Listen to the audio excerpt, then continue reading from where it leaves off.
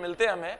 कभी कभी ऐसा होता है कि इतिहास से अच्छे क्वेश्चन पूछे जाने लगते हैं, और कभी कभी कुछ परीक्षाओं में हम देखते हैं कि हिस्ट्री से क्वेश्चन थोड़े कम पूछ लिए गए और दूसरे सेगमेंट से क्वेश्चन ज्यादा पूछ लिए गए। तो ऐसा होता है, पर हमें तो पूरा जितना भी सिलेबस है वो सारा उतनी ही शिद्दत से तैयार करना है, क्योंकि मान लीजिए आने वाली किसी परीक्षा में हिस्ट्री से क्वेश्चंस कम आए और उसके बाद अगली कोई परीक्षा में आप बैठे, वहां हम देख रहे हैं कि क्वेश्चन ज्यादा आ गए, तो परिवर्तन होता रहता है।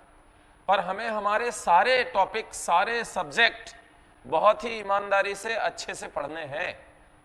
क्लियर? चाहे वो मैथ्स हो, रीजनिंग हो, जनरल साइंस हो, साइंस में बायोलॉजी और थोड़ा केमिस्ट्री वाला, टेक्नोलॉजी वाला हिस्सा जिसमें आप रक्षा प्रौद्योगिकी भी पढ़ते हो, फिजिक्स का सेगमेंट हो, पर्यावरण है आपके, इसमें कंप्यूटर से आपसे क्वेश्चन पूछ लिए जाते हैं, वो भी आपको अच्छा करना है। मैं साइंस की बात कर रहा हूं। राज व्यवस्था यानी संविधान भी आप पढ़ते हैं अच्छे से। ज्योग्राफी में आप वर्ल्ड ज्योग्राफी और इंडियन ज्योग्राफी आप अच्छे से पढ़ते हैं। इतिहास को भी उतनी ही शिद्दत से आपको पढ़ना है। थोड़ा सा इतिहास को लेके मैं आपको चीज स्पष्ट कर दूं कि हिस्ट्री अन्य विषयों की तुलना में बड़ा है, समय ज्यादा लेगा।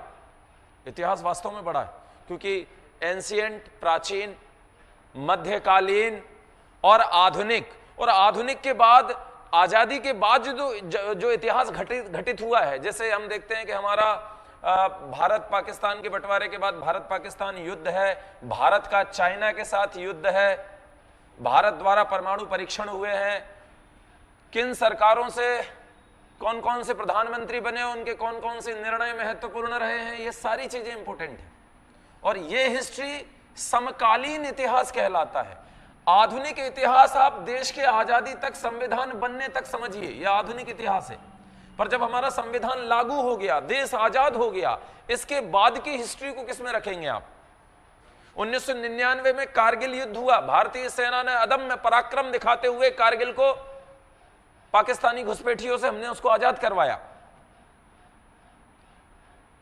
1998 में वाजपेयी सरकार ने परमाणु परीक्षण किए।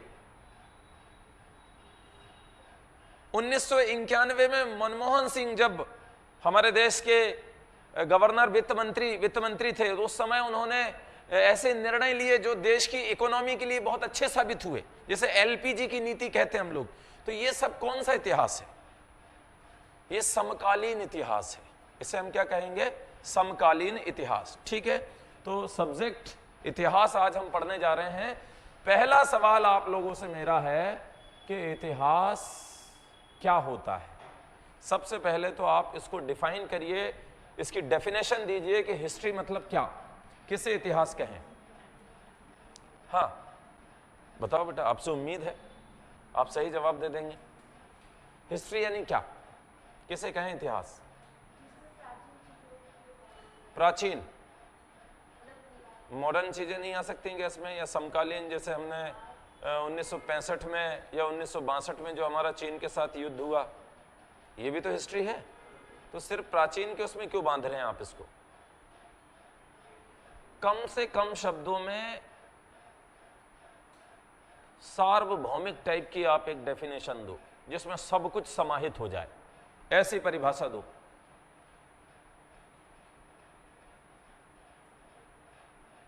आज क्लास में नए बच्चे कौन है? 1 2 3, पीछे लाइन से मैं तीनों को देख रहा हूं, नए बच्चे। बाकी इधर आप भी नए हैं। कोरोना 2021 में चला गया बेटा, अब टेंशन मत लो ज्यादा। वैक्सीनेशन भी अच्छा खासा हो गया है। हाँ बताइए, डिफाइन करिए, बताइए बेटा क्या है इतिहास?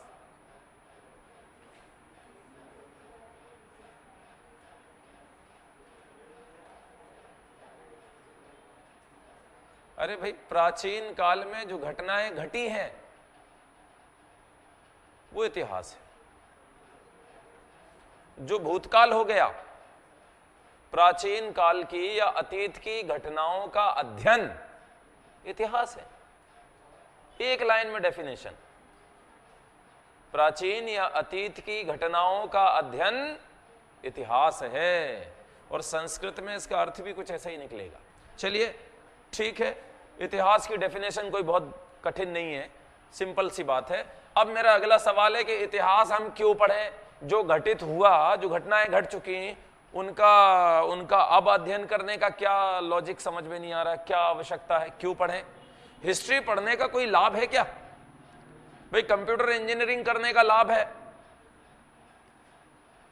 डॉक्टर बनने का लाभ है, मेडिकल साइंस पढ़ने का लाभ है, हर विषय का कोई ना कोई लाभ है। पर इतिहास पढ़ने, भूतकाल की घटनाओं का अध्ययन करने का क्या लाभ हो सकता है? सौरभ, क्या लाभ समझ में आता आपको? हिस्ट्री क्यों पढ़ें? बेवजह हम इसमें दिमाग क्यों लगाएं कि आदि मानव क्या करता था? हाँ बताइए।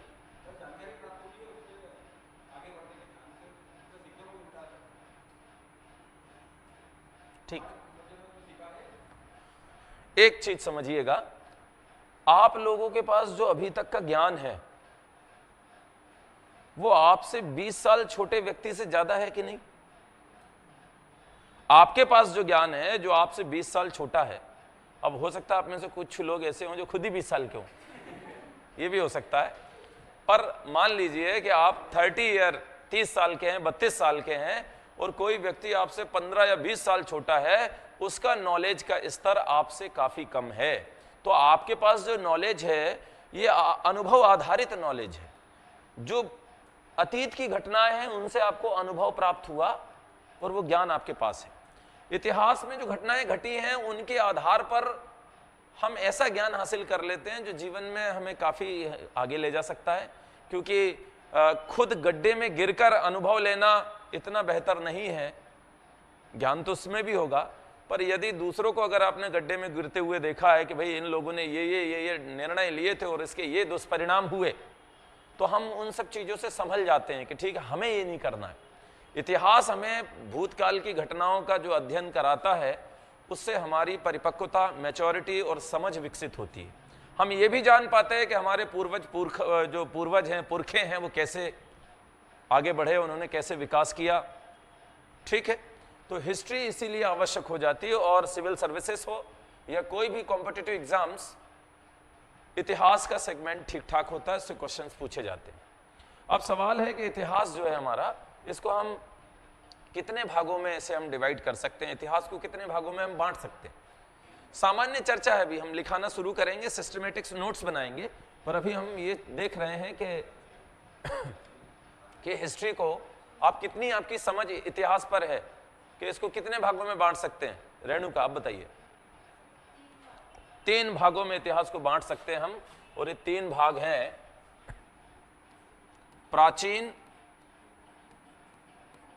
प्राचीन इतिहास, दूसरा मान लीजिए मध्यकालीन इतिहास, और तीसरा है आधुनिक इतिहास। ठीक, तो हमने इतिहास को 3 भागों में डिवाइड किया कि अध्ययन की सुविधा की दृष्टि से हम प्राचीन, मध्यकालीन और आधुनिक इस तरह इसको पढ़ने वाले हैं।